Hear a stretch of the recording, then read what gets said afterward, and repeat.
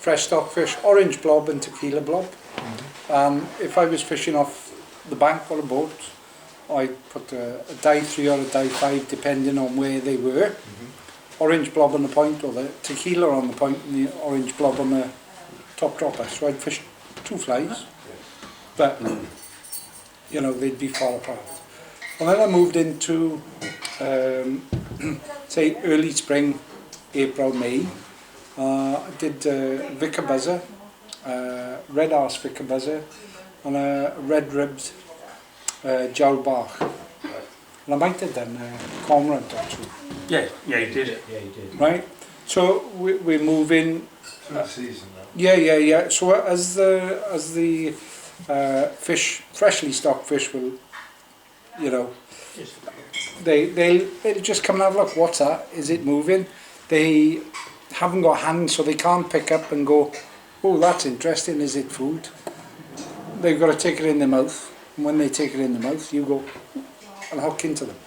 So we're coming into. I've got a couple of other patterns because I forgot my booby eyes last time, I think. So a couple of other point flies that I'd recommend. Now, to give that context, I like fishing off the boat. And when I fish off the boat, I like to fish to international rules. Not that I compete any longer, but I like fishing small flies because I can throw lures off the bank. But the reason I went on the boat was to drift, and it's easier drifting and fishing small flies. So I'm going to have a selfish promotion as well. I just started a YouTube channel, so most of these flies will appear on there, all in good time. One of the reasons I started the YouTube channel basically was I tie regularly at Ogmo Angling Association. Every week we have much as this is, and we got 3 youngsters. When they first started coming, they were 13. Last year 14, and all of a sudden they wanted a trial for the Welsh youth team. So all 3 of them get in last year, Bob. Yeah, 3 so all 3 trials, and all 3 got in, and all of a sudden there's a hunger for competition flies. So I said, oh, well, try this, try that. But one week to the next, I might not be there because of other commitments, like we've got Merthyr Casting Clinic or whatever. So I can't always be there. And they said, oh, where can we find them? And I said, I'll start the YouTube channel and I'll put those up there. Well, they were up at Trout Fynydd on the weekend. Trialing. Yeah, trialing. So one of them was top rod. One of them got biggest fish. The other one didn't qualify at the moment, but there's a second one. So once again, this hunger that they have as youngsters, it may not be, you know, we've been there on at the start of their journey, and they're very much at the start of their journey, so they just want input. So but take a look. If there's anything you want tie-in, give me a shout and I'll tie it. Up until Christmas it'll all be still water flies, particularly competition size. A mixture of buzzers, crunchers, boobies, dries, emergers, and then after Christmas I'll move on to flies I use in the river, sea trout and salmon flies, and then there'll be a mixture after that, but it's out of interest. So what's the name of your YouTube channel? Alun Rees Fly Fishing. Okay. So yeah, Alun with a U. A-L-U-N, yeah. A proper way to spell it. Thank you. Welsh way. Yeah. Like you said, it's a proper way to do it. I spoke about combinations last time, but I couldn't give you other combinations, but now I will. So the first one we're going to do is something called the Alun Carr booby, okay? And it's called the Alun Carr booby because it's a variation of the woofter. Right? But it's still a woofter, if you know what I mean. No disrespect to... But it was a friend of mine that he was trying to find out the dressing of the woofter, and we still don't really know what the dressing is. So we said, this is what I had and this is what I've come up with. It's probably my top point fly for Clywedog. Take it notice, John, we go it Thursday. Right. Well, John has already fished it because we went out to chew one day and I said, oh, just pull it back, give it a pop, and then keep, and the fish were bow waving behind it. And he said, what do I do? And I said, just keep pulling. And they locked up and you had 16 fish that day, I think. I don't know about that. So, He's bigging me up. no, he had 16 fish. Yeah, they're all gay fish. But Kevin Sheridan, you know Kevin. Yeah. Well, he came over in the summer and I took him out on Clywedog. And we started fishing. I had a fish, and I had another fish. Then I had another fish, and he said, you told me to put a booby on. I went, what have you got on? And I looked at it and I went, yeah, not that booby. Try this one. He had 25 fish. Really? I couldn't get it back off him. Maybe hanging on to that. Yeah, well, not that I wanted it back to put in my box, but I just said, look, the fish are switched on. Let's try dry fly. Nope. I'm in again. Nope, I'm in again. I eventually got him on the dries later on in the afternoon, but then we motored back down towards the cages, back on the booby. He didn't want to come out. I guess it was fish, doesn't it? Simple as that. it was only his second visit. The first time he had 3. He's a brown trout angler, so his usual trips out are 1, 2, 0. Sometimes he'll have a red letter day and have 3 or 4. Right, but he fishes a lot. He doesn't fish for rainbow trout. So this was a novelty for him.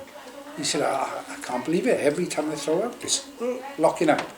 So this one's called the Alun car, right? I don't know what it is. I just think it's a variation on something. So the tail and wing are powder pink or baby pink, right? Yeah, baby pink. Vineyard sell a baby pink, which is really, really pink. This, as far as I'm concerned, is like sort of an old lady's pink rinse. Yeah, it is, isn't it? Right, and it's just a variation on the white, and I suspect that is part of its thing. It is different. You can see I'm prepared. I've got all my booby eyes done. So I use white tie-in silk.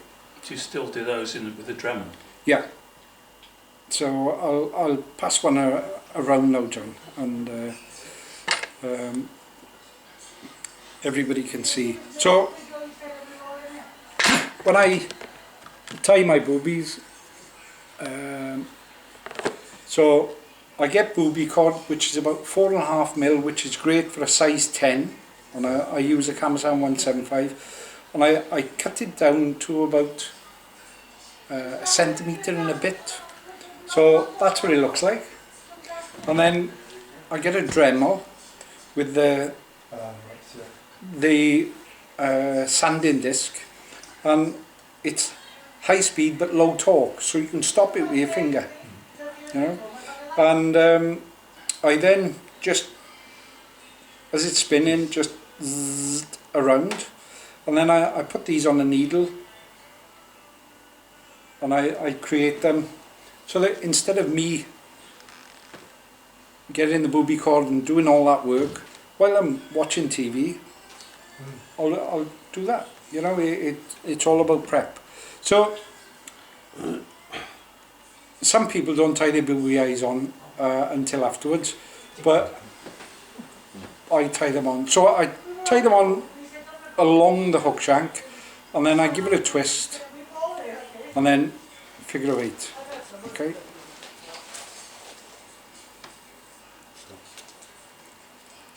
And if I figure of 8, it generally helps to keep them in place. Now, some other people bake their booby eyes. I don't bother, right? You can get baked booby eyes shaped similarly to that, except with the edges running off, from Celtic blob. Celtic blob do that. Yeah, Celtic. And Vineyards do them. Kindale as well.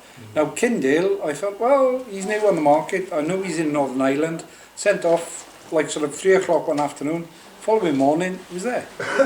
And I thought, that was good. So I wanted some different colours. A couple of days later, I thought, oh, I need some more.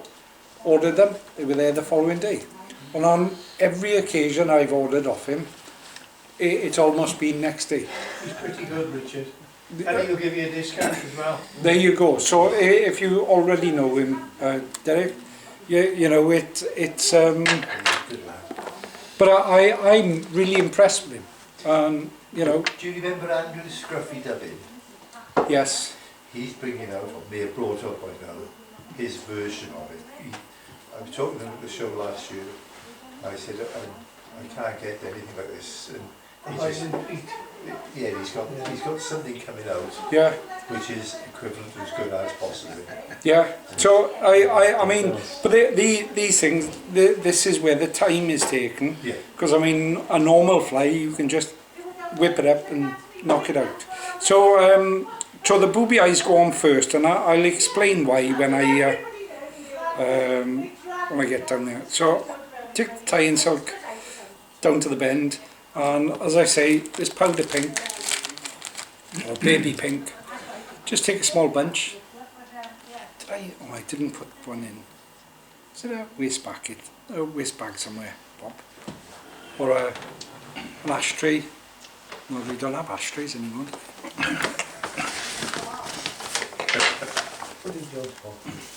Yeah. So all I've done is I've snipped some off and then open turns, back up and stop behind the eye, and then on the way back down I'll really secure it with close touching turns. Look.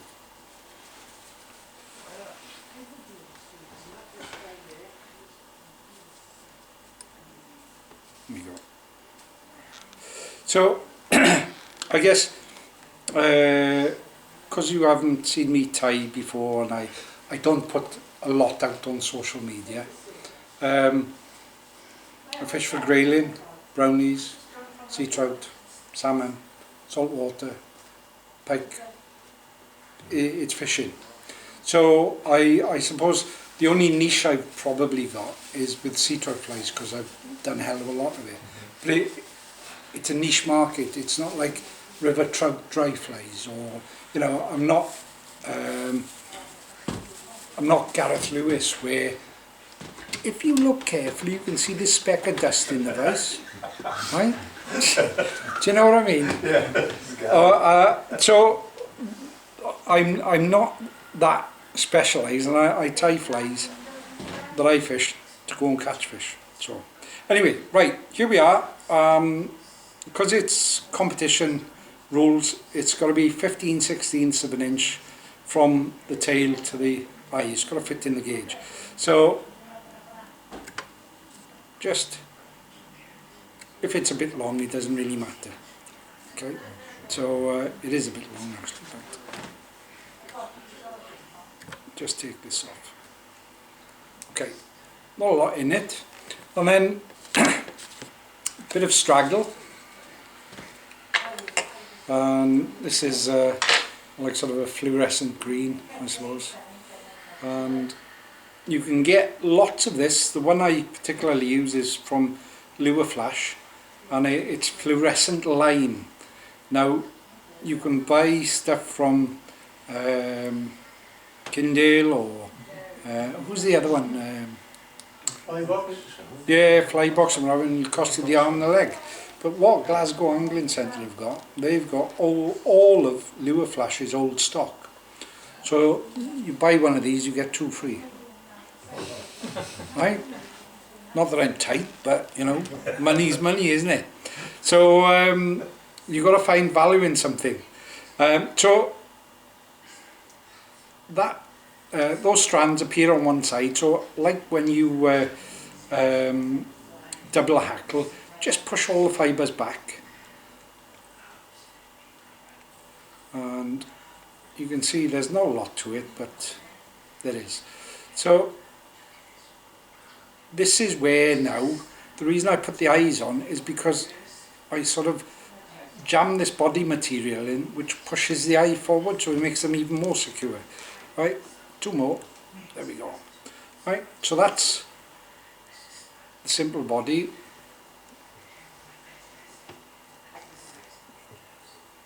And 1 more. And that should do it.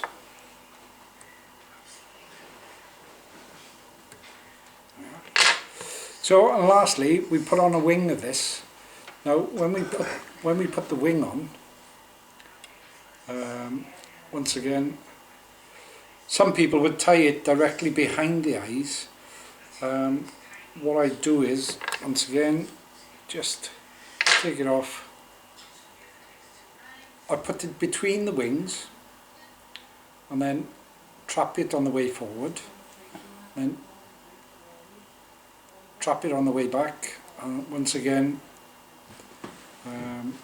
forward, a little bit too much there, but so I put 4 or 5 turns there, trim off, and I'll explain why I do that. Once again, it secures the eyes because you've got more tension on them, but if those eyes are not equidistant either side, what you can do, and you might be able to see it there, is if you've got one eye that's larger than the other, what you can do is you can take a turn and wrap that down, which makes the one eye smaller, or so the larger eye, so you can like sort of cut into it and pull it in until both eyes are around about the same size. Okay, so it's good. It does serve another purpose.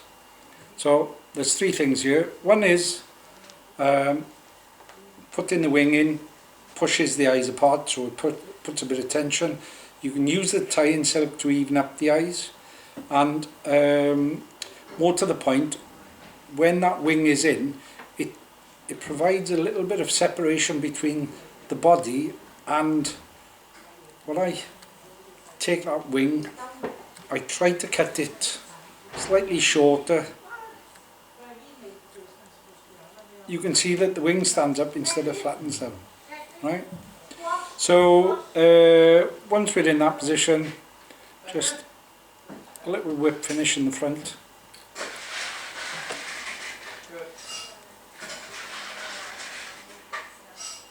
Hello, hi. And pulling tight.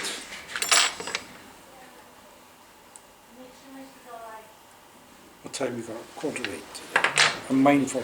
So that is my #1 fly on Clywedog, right? It's called the Alun car. Overcast sky, fast glass, 3 fly cast, this on the point, 2 jowls up the line. Invariably, as you cast this out, so the thing with, although Clywedog have stopped it now, when they had the automatic feeders there, if you were going past the cages, all you'd hear is, ooh, gobble, gobble, gobble, gobble, gobble, gobble. Right? So when you put the booby on, you whack it out. You need to straighten the line if the wind is down. But when you straighten it, 2 or 3 quick pulls, and it goes ch, ch, ch. Any fish in the vicinity go, ah, food, what's that? Let's go up now. Quite often it's taken off the top, even before the flies have sunk, so you've just straightened it off and you go, and up will come a fish and take it. If not, static, so you just slow figure of 8 retrieve, and all of a sudden it'll just go tight, won't it? They still got the feeders, they're not so regular, so. No, But still. so they do a lot, but they anyway, switch on. So. when you varnish underneath and a bit of varnish in between. I won't varnish now, just to save a bit of time, look, right? But believe you me, Chew, Farmo, Blagden, Clywedog, that's my #1 fly. Is that on an intermediate or a single? Yeah, fast glass. Yeah, fast glass. My go-to line for Clywedog, probably most of the season, apart from early in the season, my first port of call is this on the point, 2 jowls on a fast glass. And I'll use that if I want to fish higher in the water. I won't cast so far, so I'm only going down about that far. But if I want to fish deeper, I'll cast further, so it'll sink. Instead of the 3 or 4 foot, it's down 5 or 6 by the time the boat has drifted onto it. So, and if I'm getting a couple of takes but not as many at that depth, then I'll switch to a dive 3 or a dive 5. What's the fast glass then? Is that like a... 1.5 inches. It's a very slow...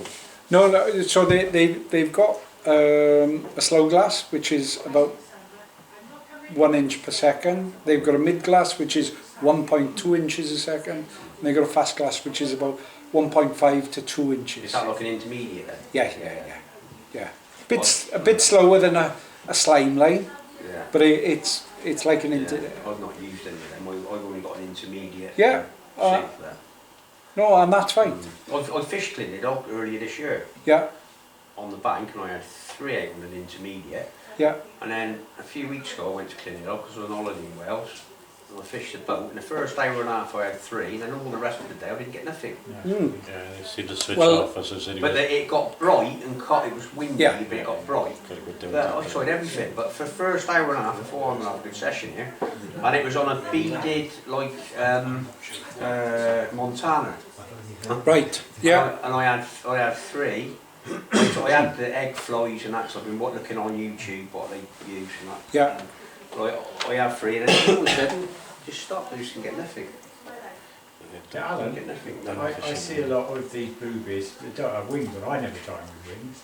No, No, no, and some people tie them with a long tail and just Yeah. short body. that's right. And I mean, it What works for you? yeah, No, it's interesting to see that because Tidy that, isn't it? cause we're fishing there Thursday. And this last week, there's been thousands of fish literally on the surface. Yeah. at Clywedog. And there was a big international competition last week, and the Scots won it. And most of the fish they caught was all on dry. yeah, I say that. I think the Scots were on a day 7, mate. I heard later. Were they? Yeah, they have been going down deeper as well. Did they? So, like I said, there's fish You don't in all believe- layers. No, you don't Well, believe has it. been anyway. Fish in all layers. So, if something's not working, you need to change of and course you then do, try yeah. something else or so. So the thing is, throughout the day, I mean, there are days when you go up to Clywedog, wherever you stop, you catch fish. I mean, so far this year, they've put 37,000 trout in it. And they must be putting fish into fish, or it's just unbelievable. And I think we discussed this last time, didn't we?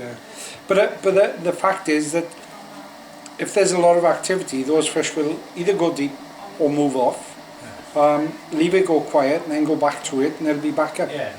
Right? I think where I struggled was I didn't have a drogue.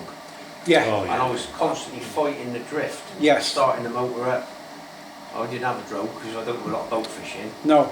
Um, But it's essential you have a dog, even though sometimes this year it's been a nightmare up there, hasn't it? Drog is hard work when the wind Brilliant is swirling place on the around, fish. but you Yeah. do but definitely the drog to slow the drift down. so I when used to the wind fish. is blowing. I used to fish Linguin, but they shut it Yeah.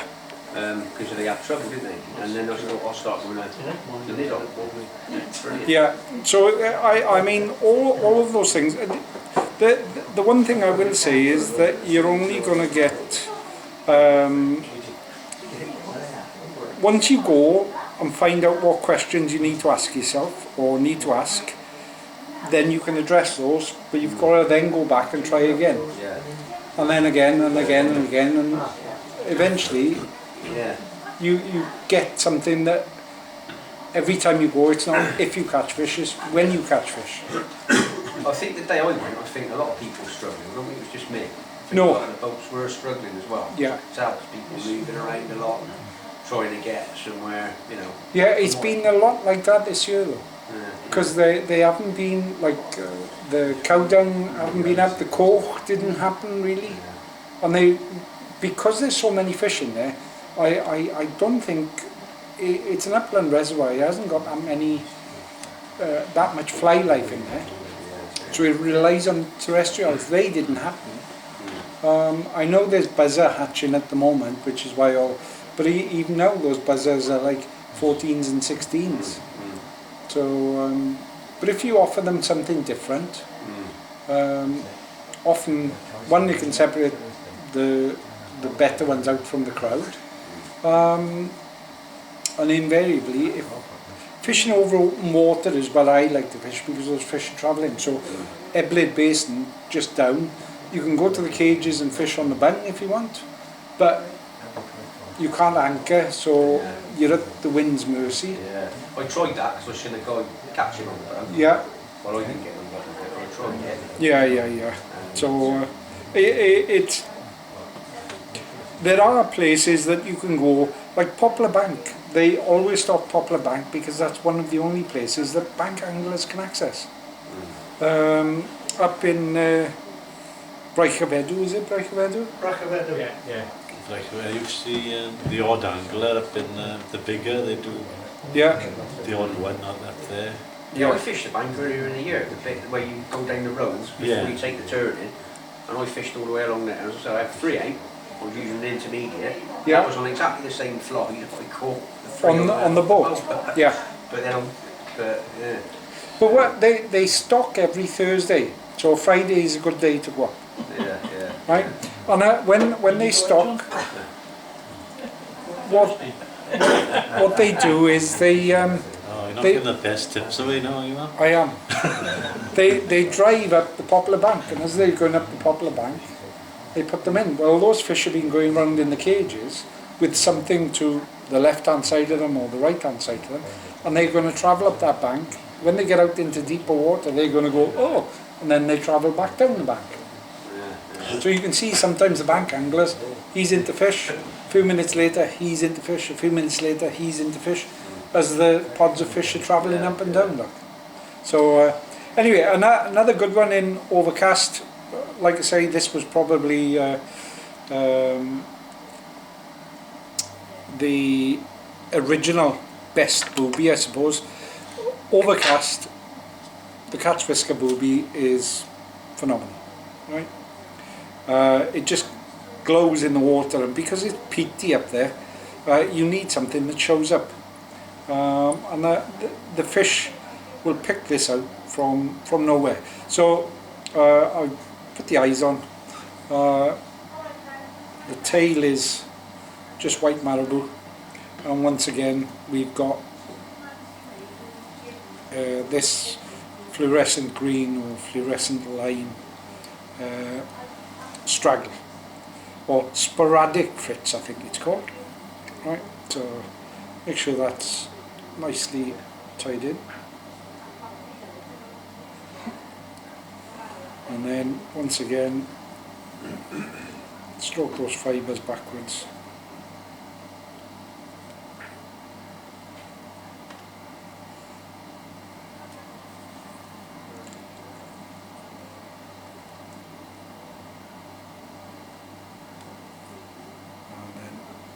Jam that up.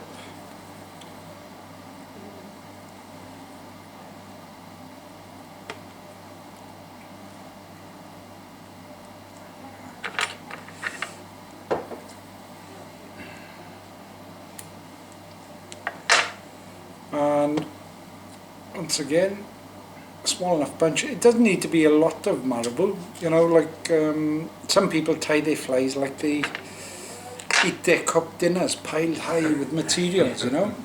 There needs to be a balance on the material. Some people like them like to tie their flies fairly light, but you know, if there's too much on there, there's just a blob. So yeah, put him in trap there. Trap there.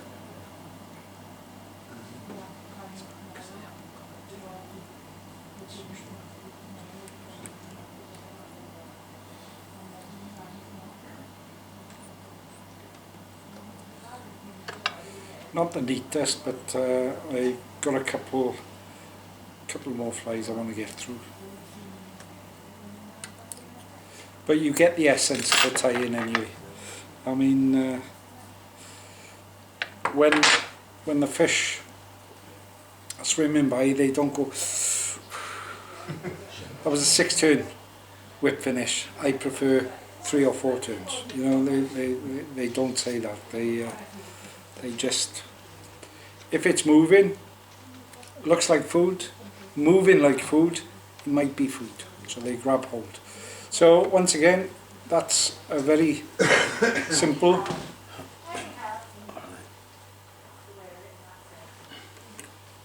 catch whisker booby. So it's always worth, because I think one of the successes is very few people fish that Alun car. Only a couple of mates I know, right? So when you show these fish something different, then they'll take a look. But if everybody's fishing an orange blob or what have you, and they've taken an orange blob previously, they go, you get plucks and pulls because they know it bites back. So show them something different and they'll go, oh, I haven't seen that before. Is that food? Grab. Right. So, yes, right, okay. So this is the last booby. It's you'll see there's a method in the madness, I suppose. And that method is that it's Clywedog bound. So this is a Russell Owen pattern. And it's called the Clywedog Candy. Once again, it's just another alternative to the point fly conundrum, really. You can tie boobies with on a blob hook, so short shank, wide gape, with just tie the blob and put eyes on it. That will be a booby. If you're not governed by these international rules sizes, long tail, short body, long tail, long body, just put eyes on it and it makes it a booby.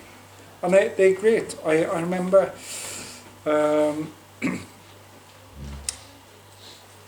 I saw, and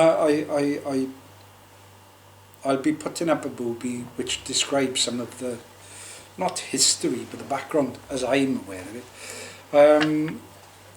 When I was in the army, I was stationed in Reading, or close by anyway, and Queen Mother Reservoir in Datchet was down the road from me, and it was a concrete bowl. Farmore wasn't far from me. It was another concrete bowl, and at the time, the way of catching fish was to whack out a high-speed, high-D line, which sank at 7 inches a second, short leader with a booby on it, and just inch it back up, right? And that's when I first started in the boobies that you were describing, and Gordon Fraser, I think it was, he popularised them. So, but then I did fish an AM, I was competing at the time, and I fished an AMFC match on Hanningfield with a guy called Billy Rankin. Right, he was in the boat with me, he's English international, Billy, isn't he? Big Chuck. Yeah, that's him. So, jumped in, he said, can I go on the water? I said, do you know where the fish are? And he said, yeah. Crack on, here we go. So, for every fish I had, he had 3 to the boat. Right? And I said, what are you fishing? Do you mind me asking? Oh, I can't tell you, I'll tell you after the match. It was at that point, that was the early 90s, or late 80s, early 90s anyway, that this style of booby started coming into fashion. So they, instead of having the big long tail and what have you, people had started using them for competitions as well. The fly that he had was, do you remember the Christmas tree lure? Yeah, so he had the Christmas tree on, but instead of a big one, it was tiny. And that was holding up 2 nymphs, and he was fishing static. Back then, that was revolutionary. It was like one of the first people to use dry flies, 3 dry flies. So I saw that, and I went, got that, thank you very much, and off we went. So anyway, right, here we go. They're the Clywedog candy. So once again, different colour eyes. Whether it makes a difference, I don't know. I think I said on a recent video I put up, if I ever catch a talking trout, I'll be sure to ask. Do you know what I mean? But we can only go on experience that we've had, and if the experience is I use this fly in these conditions and it catches me fish, you're going to keep repeating that, aren't you? So, Isn't that classed as a washing line method? yeah, washing line, a booby or a fab or something. Isn't it? Yeah, and it's great because Bob was up on the weekend, he cast out and he thought he had a booby on the point with a couple of nymphs, put his rod down, thought, oh, where's this, that and the other? Away went his line. You didn't lose your rod, did you, man? You didn't lose your Oh rod? no, I said, it only happened there once, I said, but I think conditions are right, you know, they just casted a calm patch of water and the wind and the ripple weather side, I thought, oh, can't see anything moving, but I just chucked it out to do something and fish ripped the line out of my rod, well, the line off, and they fighting well, you know, like 2 pound fish, but they fighting like 5 or 6 pound fish. Really hard to like a net to think things. Yeah. There's a lot of perch in there as well. At the top end, yeah. In the bigger, in the weed up there. And Poplar Bank is a section there where there's a lot of weed and they stay there. So that's just on the mouth of the bigger, that is on the left hand side. Yeah. I normally go to catching perch. Is it? So this is a slight variation, so it's a combination as far as I can make out. So Russ Owen said that he came up with it and he fished at Rutland and he worked really well at Rutland. But it's a combination of 2 flies as far as I'm aware. So I've tied the baby pink in as the tail, yellow eyes obviously, baby pink in. Now, ordinarily I would varnish the body and then cover it with either pearl or this is opal mirage, this is. Now, if you don't cover it with varnish and you want the bodies to be a bit more robust, use fine silver wire, and that way it's got to break the wire before it breaks your opal mirage. So in close touching turns then, just up to a certain point and then we leave a little gap. Okay. So the standard candy booby I think has a white tail, white wing and a pearl body over white tying silk to give it that little glow. But what Russ then did was he took some sunburst straggle and used that as a little bit of a, if I can find the end, excuse me. That's what and he used this as a bit of a hackle at the front. So let me just tie that in. So a couple of turns of this. I've got to make sure I twist it around so it's going backwards.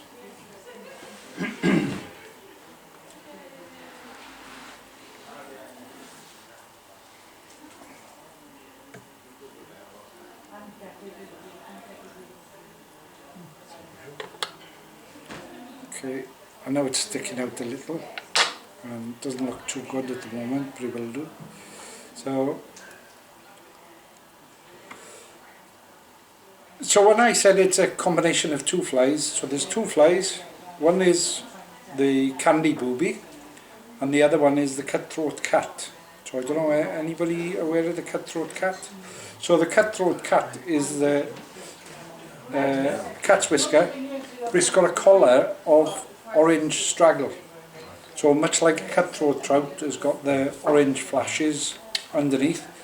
So what he's done is he's taken a cutthroat cat and a candy booby, merged them together to come up with this Clywedog candy, as we can see here now. So, and then once again, the wing is this baby pink. Oops.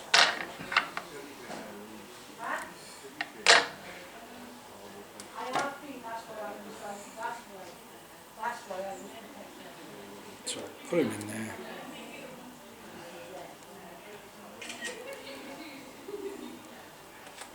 This is top secret, Bob. No. So put him out, 2 pools, sharp pools, and then Figure of 8. keep in touch, figure 8. Yeah. I'll put Yeah, the but fish keep in in if touch. they take it You, through. you're not trying to retrieve it, you're just keeping your line tight. The fish will take out as a dry fly on the top. Better get time now, John. You've got 30 I was time. hoping you'd do some for me all the favours I've done for you. All the organising I've Peter done. will Tyson. You've got nothing to do. Thank you, Pete. Oh, busy.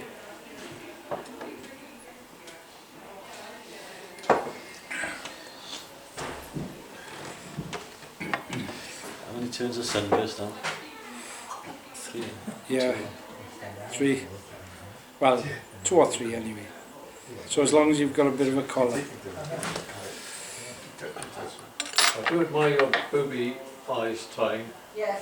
and half the time end up flapping around. Yeah. Well, I make sure, and like I said, I put them on first because then I can push everything up, which effectively squeezes them forward and makes them stay in place. Really, eventually, eventually they'll start to come off, but they'll stay in place for a good few fish. Put it that way.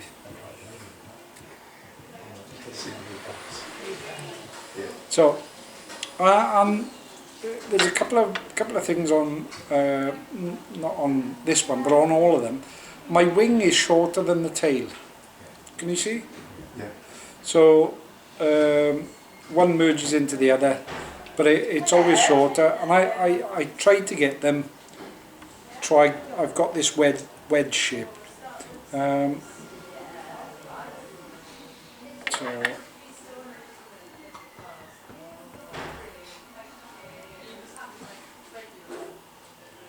Yeah, it's not that tidy, but then again I'm pushing it.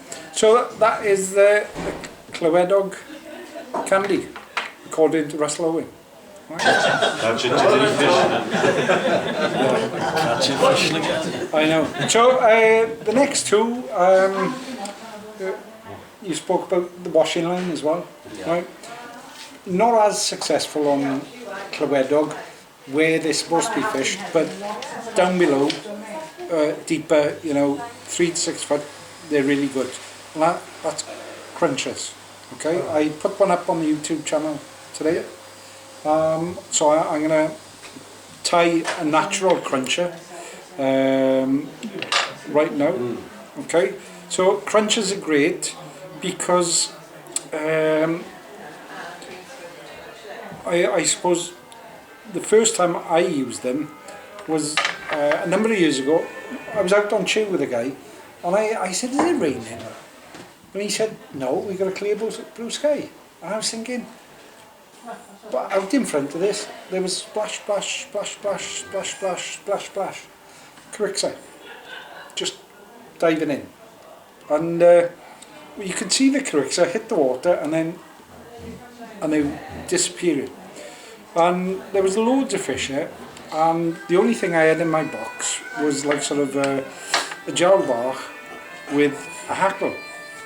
And So I went away and I thought, what does a cruncher look like? Well, it's these hatching buzzers or emerging buzzers. This one is. But how can I, what are the factors that govern a Carixa? And they've got really big red eyes, I think. So I tied one with a red head and like sort of a mixture of a body with pearl and cock, pheasant, centre tail, and done half work, right? So that was on tune. But generally, these are there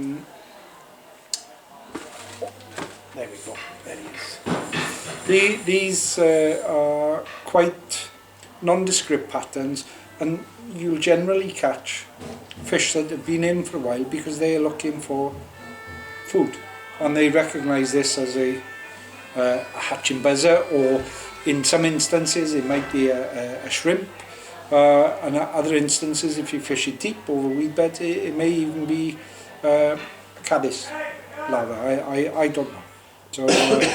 So once again, the silk I'm using is brown. Some people use black, and then for the tail I use red game fibres. There, Bob. It's what's going already, look. Yeah. So take a small bunch. Ideally, the tail needs to be the same length as the hook shank, but I like a shorter pinch and loop look, and then tie it up just to lock it down, and then trim off the waist when you're a little way up. On this one we'll have, on the natural one, natural pheasant tail, we'll have some gold wire. So if I reach over and just use the weight of the bobbin, it saves me adding more turns of tying silk where they needn't be. So take that back down.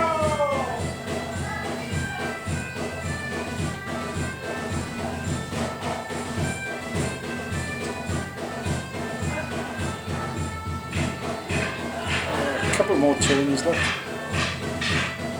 There we go. Right. So what I grab then is 3 fibres. I know it's specific, but I don't grab a bunch because it really bulks the fly up, and buzzers are only small flies and they're quite delicate. So once again it comes back to making your flies like people have their Christmas dinners. You don't want it piled high with lots of materials. So take 3, trim the tips, and then ensure you've got sufficient to tie it all the way up the body. Once again, pinch and loop, and then we can tie that in.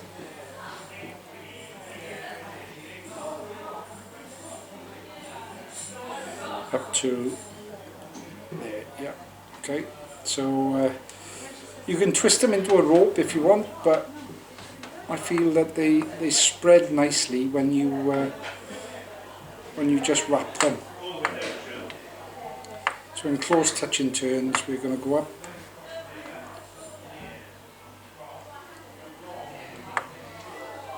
We don't have to go all the way because we're going to put a thorax in as well. So come round.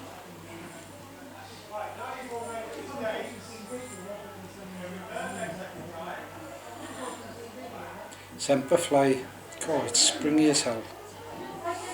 So, oops. There we go.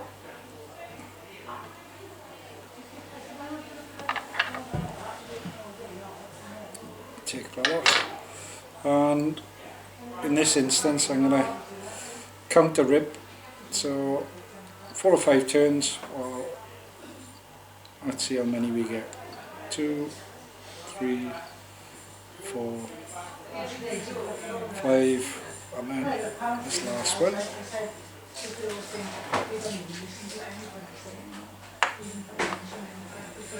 Just helicopter that off. Now, ordinarily people use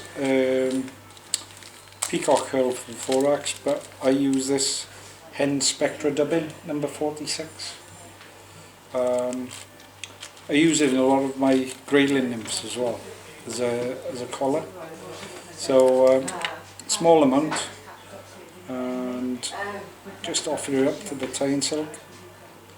Created dubbin noodle.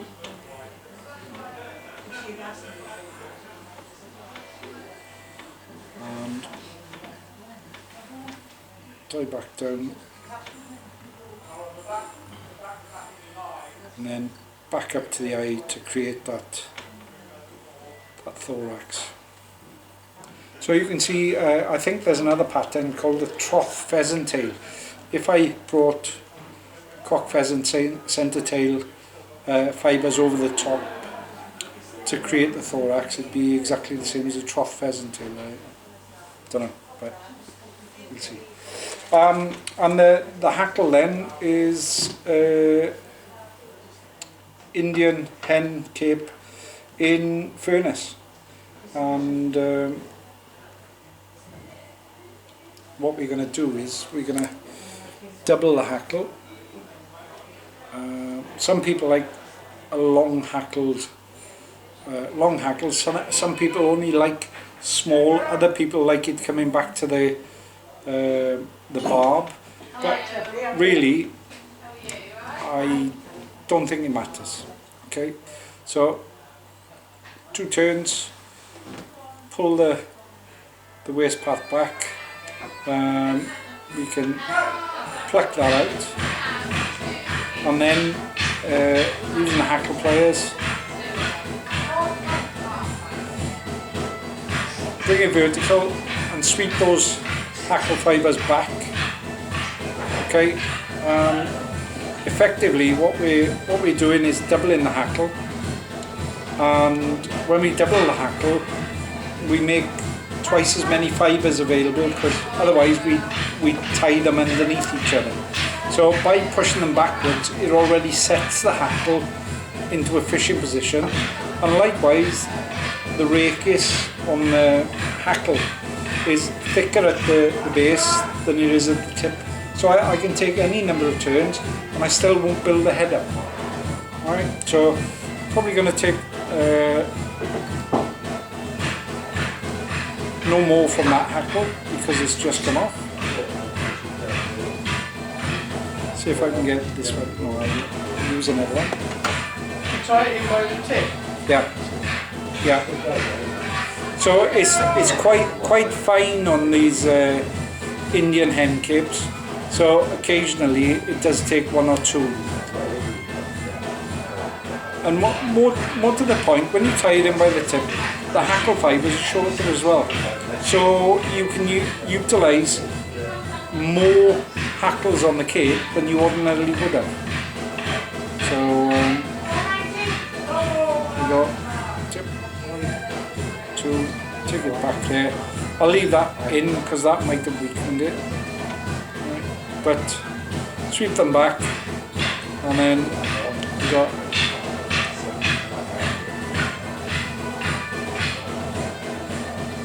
there's one, and then I'll take another half, I suppose, and then come up, hold that tight, and then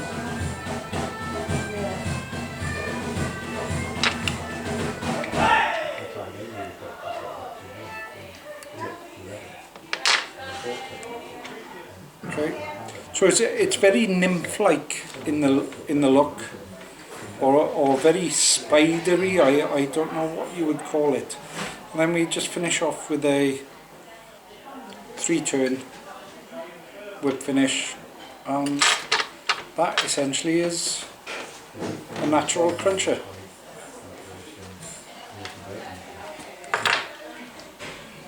Has it run out, John, or is No, it? no, I'm just going to zoom in a bit because it's and centre it up because it's a bit small.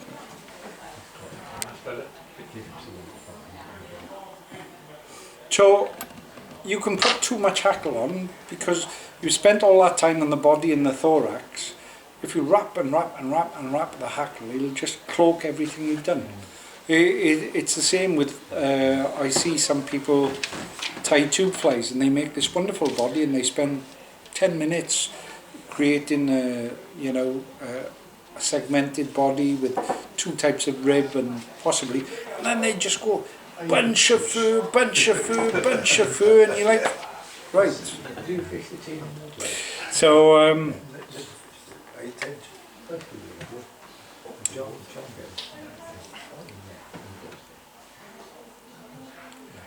you go. So this one then is once again it's just a variant of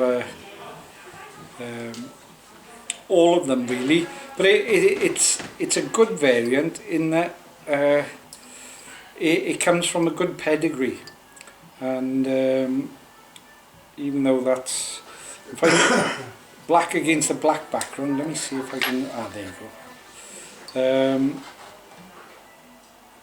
Comes from a good pedigree because of the colour combination. So this one is the I did have some, yeah. This one is the Aviva Cruncher. So Viva being black and green lure, same colours as Montana. Both those flies work fantastically, and they still do. Do you use a Montana? Montana, Yeah, Don uses Don Montana. uses it. So Clywedog when it's...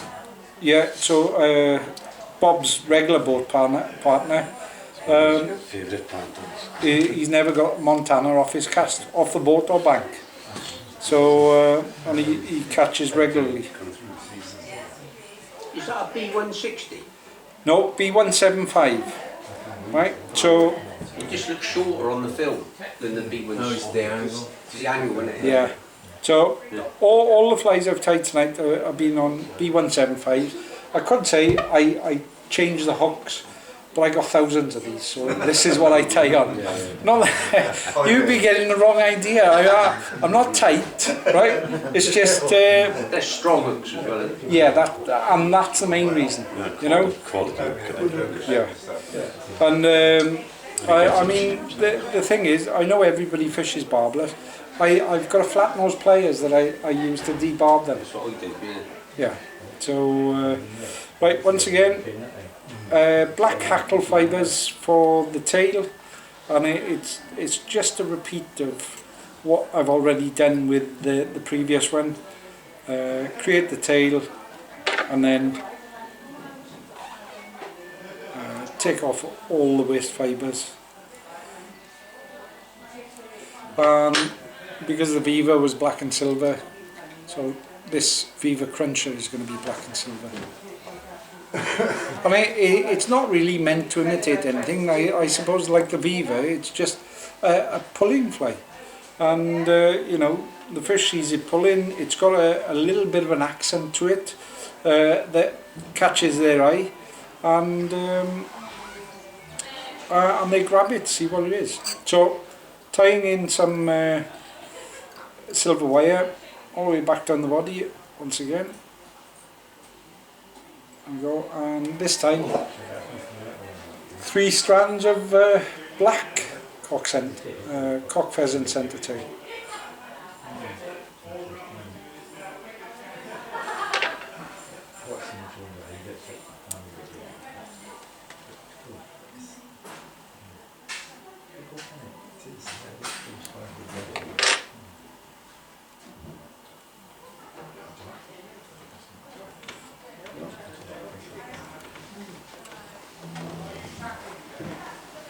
Okay, and then just once again wind this up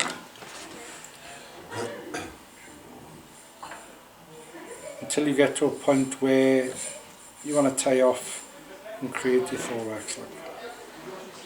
So in this instance, I'll just rib this now, I'll let you know then. I haven't got a UV torch with me, so I can't show you.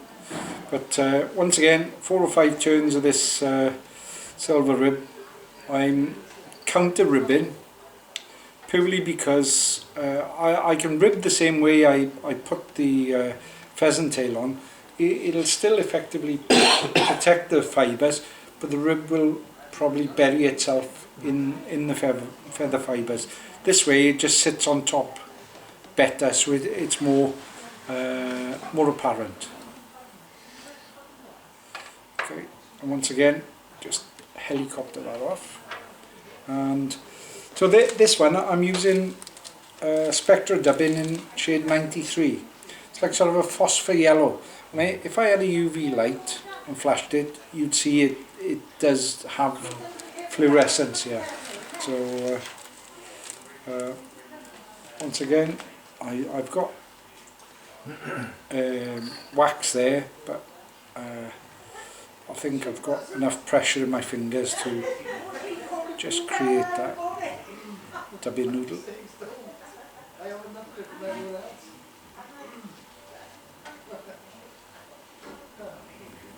And then wind from the eye back once again.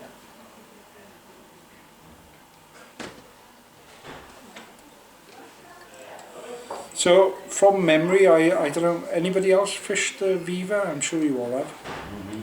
I mean, it was never off my cast. You know, it was a point fly. I'd inflate them. I'd fish it bigger if I was fishing off the bank, and I'd fish it smaller if I was fishing on the boat. But it caught rainbows in bright sunshine and overcast, windy, but especially overcast, because that green seemed to glow in the water, you know. You've got me a lot of fish at Clywedog. What both in a nymph and a lure. What, the Viva? Or yeah. Well, there you go. So Derek's given the thumbs up to it. So so once again, black hen. This is. So if I pull those fibres forward, I'm left with the tip. A couple of turns. One just to place it, and 2 to lock it, and then back. No, oh. We've seen it. Everybody's seen it. Oh, okay. Yeah, that was for your box. That was John. Oh, thank you. So right, once again, there's a number of ways you can double the hackle. Okay, on these small feathers, it's easier just to push them back. But you can use the back, pull the feather fibre under tension, and then use the back of the scissors. And as you come down, you can hear the fibres rattle, sort of, and it kind of breaks where they sit on the rachis or the hackle stalk. It sort of breaks that and allows them to fall backwards, right? So but sometimes it can curve the fibres as well. I'll give it a go now. So, don't know whether you hear it, but you might see it. Let me do the top one. Yeah, it's not going to go. On the larger feathers, when I'm tying salmon flies, it's a doddle to do. But I don't want to repeat the same mistake that I did earlier and break the hackle. So once again, I've spent a lot of time doing the body and the thorax. So there's one turn, and then I think that will do. So 1.5, and just wiggle it not to trap any others.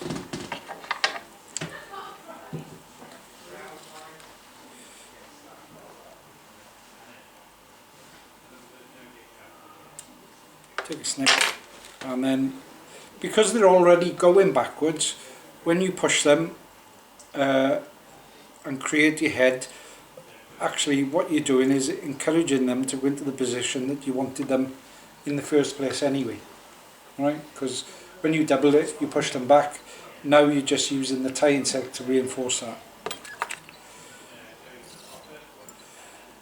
So on with regard to tying, these hook sizes 10s and 12s, you can use them on top dropper, you can use them in combination with washing line, you know, a booby or a fab on the point, maybe a cormorant up the line on one of these, either position, or you can use 2 or 3 of them and just tweak them like nymphs, right? Floating line and just let it drift. But there you go, that's the Viva Cruncher. Caught me fish. The colour combination, I think it is, more than the actual pattern, you know. So there you go. So while you're looking at that, I can sort out some stuff. And you'll be pleased to know I'm nearly at the end, right? I don't know whether... That's good, heaps of information. Yeah, well, we need it. So, you were asking about hooks Kamasan B160, short shank, wide gape. I do use those sometimes for blobs. Yeah, Because you can use a size 6 and a size 6 and a size 8 and they still fit in the gauge. yeah. Right? I find them a bit fine wire. And there's a guy, what's his name? Flyfish North, you might know him. F&F. Yeah, F&F, the Talon hooks. But there's another guy, Flyfish North. And I'm sure he's in English Rivers International. Bob sells blob hooks as well. Right, yeah. And those blob hooks, they're great. Barbless, wide gape, so you don't... But it horses for courses, I suppose. So, where are we now? Right. So, finer wire, Kamasan B170, as opposed to the 175. I used to use a lot of Kamasan B400s, I think, but they tend to be slightly too long in the shank. And for some I use a Kamasan B405, which is the same model but shorter in the shank, you know. So right, couple of these. This is a size 12, so they're not going to take long to build. And it's my favourite method on Clywedog, dry fly, right? Really simple. Bob's bits. Anybody fish Bob's bits? Yeah, I love Bob's bits. Right. So the thing up at Clywedog this time of year, John, if you take note, right? When you go in the lodge, right? They've got a good selection of flies there. Buy a couple of the hedgehog or sedgehog daddies, right? One of those on the point, and one of these, or 2 of these on the droppers.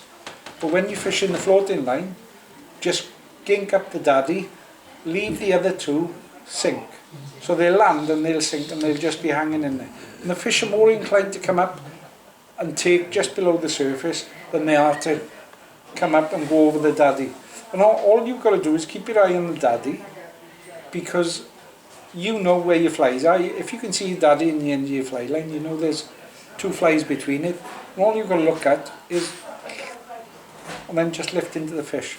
We fished last year, didn't we? Down at the cages, and Bob said, "Oh, what are you going to do?" I said, "Well, they're moving. I'm going to put a dry on." I had 5 fish in 6 casts, and they all took the Bob's bits, right? So, once again, Russell Owen recommends a certain style. He uses Opal Mirage as a butt. So I'll try some of this in. Now these are not tidy flies, shall I say. They're not meant to be tidy flies, they're meant to be flies that have failed to hatch and they've got stuck in the surface film and died. And you know, people tie these emergers which are fibre perfect. I mean, if you look at a dead emerger, it's like this, his wings are all over the place. They're not tidy flies, are they? So I'm just making excuses for my bad tying, that's all. They go into a sort of circle when they die. Yeah. So Fetal position. yeah.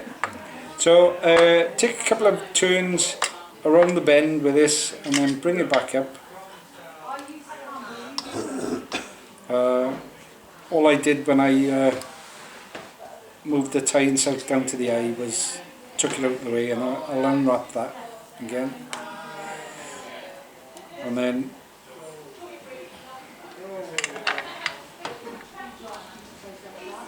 tie it in. So you can tie them in any colour you want, right? So it's always good to have a selection of colours. I find red, orange, like sort of a rusty brown is good, purely because of the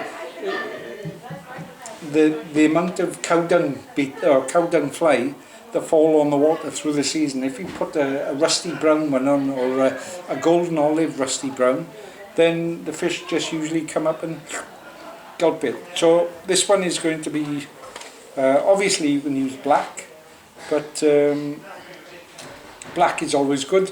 And in the autumn, claret is a good colour as well. Don't ask me why. So there's a bit of sparkle in this. Like I say, it doesn't need to be tidy, so once again I'm not going to put wax on the tie-in thread, because I need it to break away from there and be untidy.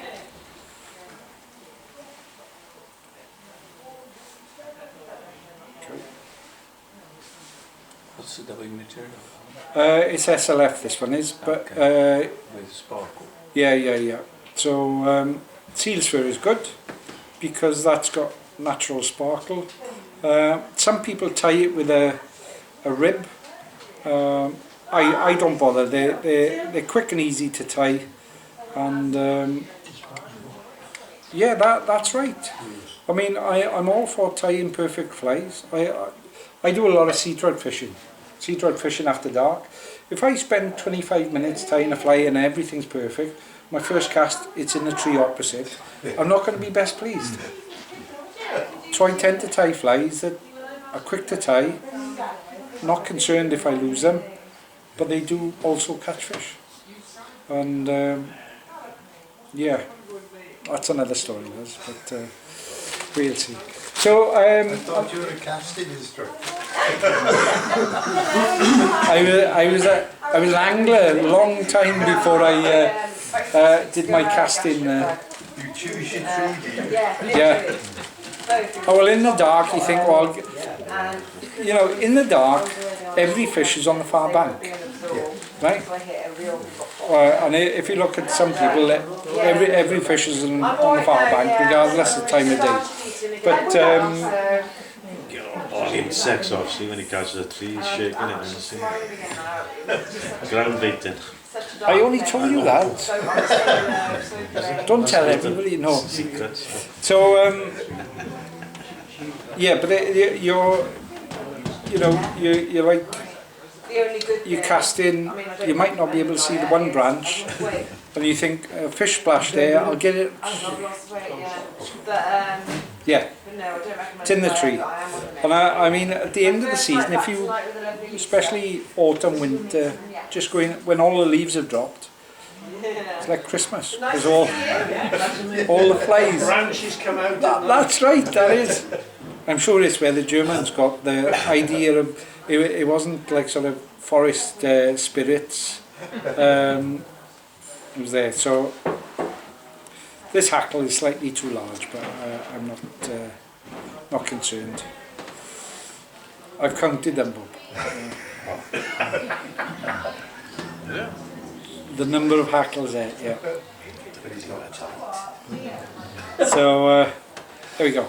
couple of turns, there we go, and it's long enough so I can just wrap this.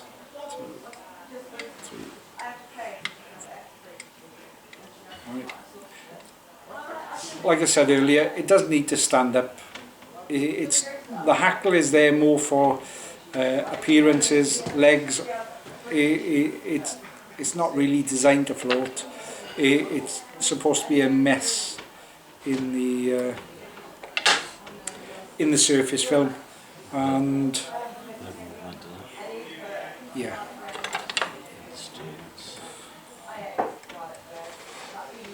But once again, like I say, if it looks like an emerger and is behaving like an emerger, whether a dead one or a live one, as far as the fish are concerned, it might be an emerger. So that's the orange Bob's bits, and it's I'd say I'll get it off now. Combined with the daddy long legs, it's probably my most successful dry fly on Clywedog. Right?